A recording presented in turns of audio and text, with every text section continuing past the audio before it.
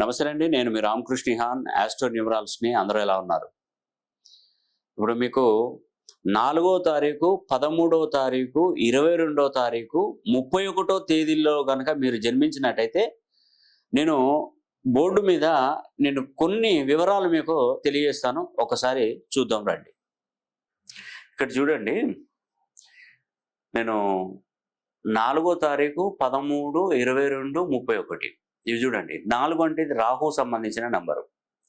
13 అంటే రవి గురువుకు సంబంధించినటువంటి కాంబినేషన్లో ఏర్పడింది 13వ నంబరు. అంటే ఈ తేదీలో పుట్టిన వారికి రవి బలము, గురు బలం కలిగి ఉంటారు. ఇది చంద్రబలంతో ఏర్పడినటువంటి 22వ తారీఖు. ఈ సేమ్ ఇది రవి గురు బలం అంటే 13ని తిరిగేస్తే మళ్ళీ 31. ఉదాహరణకి ఇక్కడ చూడండి, ఈ కాంబినేషన్లో పుట్టినటువంటి వారికి సమస్యలు అధికం అనే చెప్పవచ్చు.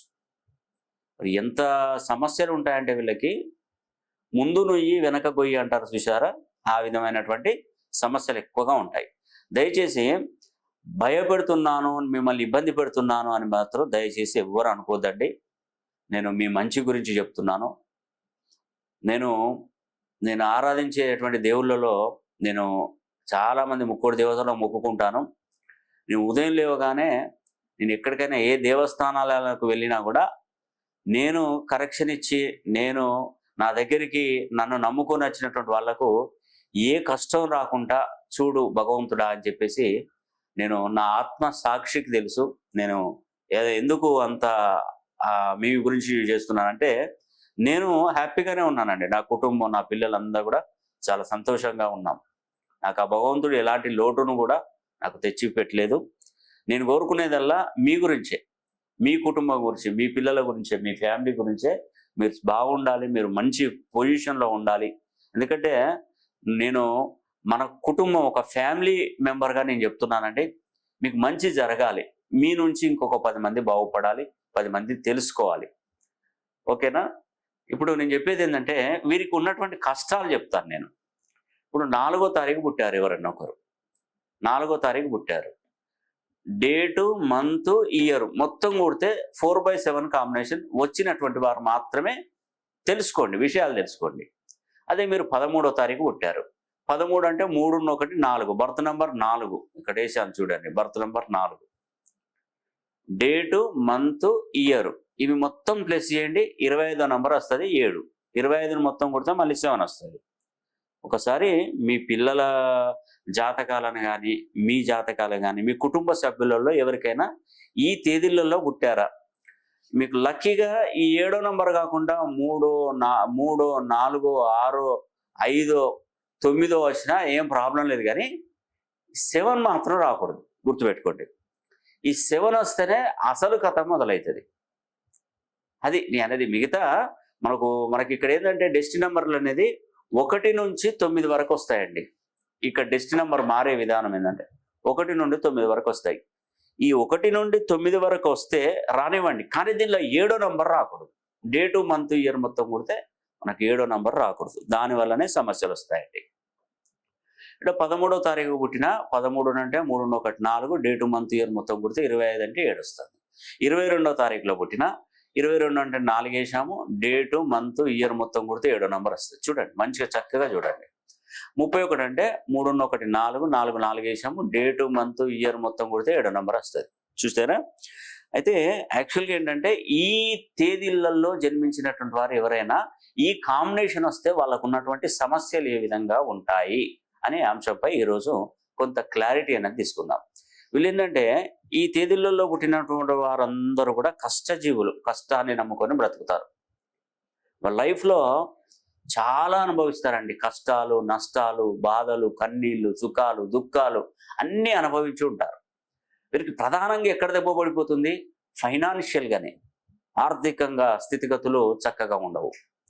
వీళ్ళు సమాజానికి ఏదో ఒకటి చేయాలి, ఏదో ఒక మేలు చేయాలి అనుకున్నటువంటి ఉద్దేశంతో వీరు ముందుకెళ్తారు. కానీ పాపం వీరికి అన్ని కష్టాలుగానే ఉంటాయి.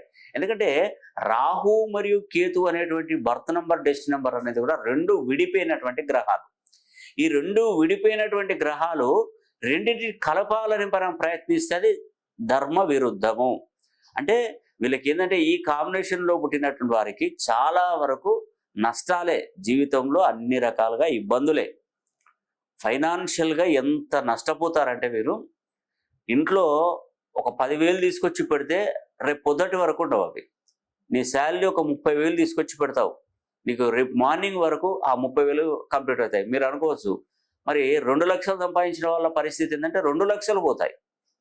పైసాకు పైసా, రూపాయికి రూపాయి అన్ని ఖర్చులే అయిపోతాయి.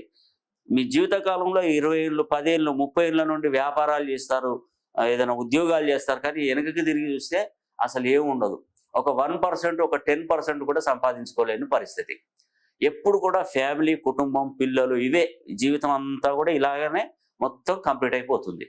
కాబట్టి దయచేసి చెప్తున్నానండి, వీళ్ళకి ఎక్కువగా సమస్యలు వచ్చేది ఎక్కడంటే ఆర్థిక ఇబ్బందులు, మానసిక ఒత్తిడి, వ్యాపారాలలో నష్టాలు, చదువు కొనసాగకపోవడం, చదువుకున్న దానికి ప్రత్యేకమైనటువంటి ఫలితాలు రాకపోవడం. చదువు బాగా చదువుతారు కానీ ఏ ఫలితం రాదు. బాగా చదువుకున్నటువంటి వారు తక్కువ ఉద్యోగాలు చేయడం, వాళ్ళు ఎంటెక్ చేస్తారు, బీటెక్ చేస్తారు, ఏదైనా చూస్తే ఏదైనా కంపెనీలో సూపర్వైజర్ పోస్ట్, ఏదో చిన్న చిన్న ఉద్యోగాలతో సర్ది పెట్టుకుంటారు. బీటెక్ చేసిన తర్వాత కనీసం ఒక 15-20 వేలకు జాబులు చేసే వాళ్ళు ఉంటారు. అసలు యాక్చువల్గా బీటెక్ చేసినటువంటి పిల్లలకి ఏంటంటే మంచి చదువులో రాణింపు ఉంటుంది కావచ్చు. వాళ్ళు ఒక మినిమం ఒక ₹1,00,000, 80,000, 90,000, ఆ 1,00,000 పైనే రావాలి శాలరీస్ అసలు యాక్చువల్గా మంచి చదువుకున్నాడు. ఎందుకంటే ఈ కాంబినేషన్ వల్లనే వాళ్ళు ఏం చేసినా సక్సెస్ కాలేకపోతారు. ఆర్థికంగా చాలా చాలా వెనకబడిపోతారండి. ఇది 100% నేను చెప్తానండి. కాబట్టి ఇలాంటి సమస్యల నుంచి మనం బయటపడాలంటే ఫస్ట్ మీ పేరుని 270 డిగ్రీల కోణం నుండి 360 డిగ్రీల కోణంలో కనుక మన పేరును మనం మార్చుకోవాలి. మార్చుకున్నటువంటి పేరుని ఆధార్ కార్డులో కానీ, పాన్ కార్డులో కానీ, పాస్పోర్ట్లో కానీ, సర్టిఫికెట్లో కానీ అసలు ఎక్కడ చేంజ్ చేయొద్దు. దానికోసం మళ్ళీ వెనక్కి పరుగులు పెట్టడం వద్దు. జస్ట్ మీరు చేసింది ఒక పేరుని కరెక్షన్ చేసుకొని రోజు ఒక నోట్బుక్ మీద రోజు ప్రాక్టీస్ చేస్తూ ఉండాలి. నేను చూసేటువంటి పద్ధతులు కూడా అన్ని విధాలుగా చూస్తాను. నేమాలజీ, గ్రాఫాలజీ, సిగ్నేచరాలజీ, ప్రొనాలజీ, Indian western numerology, Indian western astrology, ప్రశ్నాశాస్త్రం, హస్తరేఖలు, గవ్వలు, తాళపత్ర గ్రంథాలు, ఇలా అన్ని పద్ధతుల ద్వారా కూడా నేను పరిచయం చేస్తాను. కాబట్టి ఒక్కసారి మీ పేరును 360 డిగ్రీలు 270 to 360 కోణంలో కనుక మీ పేరును మార్చుకోగలిగితే మీకు మంచి జరుగుతుందండి.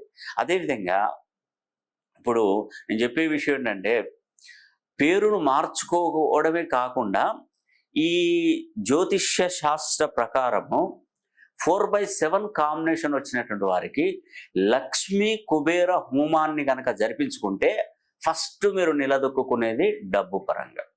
ఆ డబ్బు మీ చేతికి అందుతుంది, అమ్మవారి యొక్క అనుగ్రహం కలుగుతుంది. అప్పుడు మీరు చేసే ప్రతి పనిలో విజయం జరుగుతుంది. ఆర్థిక సమస్యల నుండి మీరు బయటపడిపోతారు. ఇక నుంచి ఎవరిని మీ చేయి చాచి ఒక్క పైసా అడిగే పరిస్థితి మీ జీవితంలో కలగదు కాక కలగదు. దానికి నేను అష్యూరెన్స్ ఇస్తున్నాను. బాండ్ పేపర్ మీద నేను రాసిస్తాను. దయచేసి నేను చెప్పే ప్రతి విషయాన్ని మీరు ఏం చేస్తున్నారంటే నెగిటివ్గా ఆలోచించడం మొదలు పెడుతున్నారు. ఏమండి, నెగిటివ్గా ఒక కాలేజీలో, ఒక స్కూల్లో ఒక పాఠం చెప్పేటువంటి మాస్టర్ పాఠం చెప్పుకుంటూనే పోతున్నాడు. అతన్ని అవహేళన చేసిన వాళ్ళు కొంతమంది ఉన్నారు, మాస్టర్ పాఠం వినని వాళ్ళు చాలామంది ఉన్నారు. దానిలో కేవలం ఒక 10 మంది పిల్లలు మాత్రమే గురువుగారు చెప్పినటువంటి వాక్యాలన్నీ కూడా గమనిస్తూ ఉన్నారు. వీళ్ళకు కాస్తో కూస్తో ఒక సంవత్సరం దాటగానే ఆ సంవత్సరంలో ఎగ్జామ్ పెడితే ఆ 10 మంది పిల్లలే మంచి నెంబర్ 1 పొజిషన్లో మంచి మంచి గొప్ప గొప్ప ఉద్యోగాలు చేసుకుంటున్నారు. అవహేళన చేసినటువంటి పిల్లవాళ్ళు వాళ్ళు దేనికి పనికి రాకుండా అయిపోయారు. వాళ్ళు కనీసం తినడానికి కూడా తిండికి నోచుకోలేని పరిస్థితి ఏర్పడుతుంది. అందుకే గురువు చెప్పినటువంటి మాటలను మీరు తప్పకుండా వినండి. మీరు చేస్తున్నటువంటి పనిలో విజయం కలగాలని కూడా మేము కూడా మిమ్మల్ని ఆశీర్వదిస్తాం. మీరు బాగుండాలి, మీ కుటుంబ సభ్యులు బాగుండాలని కూడా కోరుకునేటువంటి వ్యక్తులలో నేను 3వ వ్యక్తిగా చెప్తున్నాను. ఫస్ట్ మీ తల్లిదండ్రులు కావచ్చు, ఆ తర్వాత భగవంతుడు కావచ్చు, ఆ తర్వాత నేను కావచ్చు. గుర్తుపెట్టుకోండి. కాబట్టి ఈ అవకాశాన్ని ప్రతి ఒక్కరు సద్వినియోగం చేసుకోండి. మీ పేరును 360 డిగ్రీల కోణంలో సరి చేసుకొని ఒక్కసారి లక్ష్మీ కుబేర హోమాన్ని మీరు తలపెట్టుకోండి. ఆ లక్ష్మీ కుబేర హోమం అనేది కూడా మీరు ఒక్కసారి చేసుకోవాలనుకున్నట్టున్నారు సార్, మనల్ని సంప్రదించే ప్రయత్నం చేయండి. తప్పకుండా ఆ హోమం ఎలా జరిపించుకోవాలని కూడా నేను మీకు వివరంగా తెలియజేస్తాను. ఈ వీడియో కనుక మీకు నచ్చినట్టయితే లైక్ చేయండి, మరి షేర్ చేయండి, అదేవిధంగా కామెంట్ చేయండి. అదేవిధంగా ప్రతి ఒక్కరు కూడా నేను పదే పదే చెప్తున్నటువంటి విషయం ఏంటంటే, ఈ సమస్యకు పరిష్కారం ఏంటంటే 270 నుండి 360 డిగ్రీస్ కోణంలో పేరును సరి చేసుకునే బాధ్యత మీది. అదేవిధంగా రుణ బాధలు ఎక్కువైపోతున్నాయి, ఆర్థికంగా వెనకబడిపోతున్నామంటే దానికి ప్రధానమైనటువంటి కారణం ఏంటంటే, ఒక చిన్న హోమాన్ని జరిపించుకోవాలి. అదంటే లక్ష్మీ కుబేర హోమాన్ని జరిపించుకోవాలి. ఎప్పుడు డబ్బు నిలుస్తుంది. డబ్బు ఆకస్మికంగా రావడం కానీ, నిలవడం కానీ, సంపాదించిన దానికి ప్రతి పైసా అనేది కూడా మీకు సర్దుబాటు అవుతుంది. సంపాదించి ఉన్నతంగా జీవించగలుగుతారు. ఇది మాత్రం నేను ఖచ్చితంగా చెప్తున్నాను. ఈ వీడియో కనుక మీకు నచ్చినట్లయితే లైక్ చేయండి, షేర్ చేయండి, కామెంట్ చేయండి. సర్వే జనా సుఖినో భవంతు.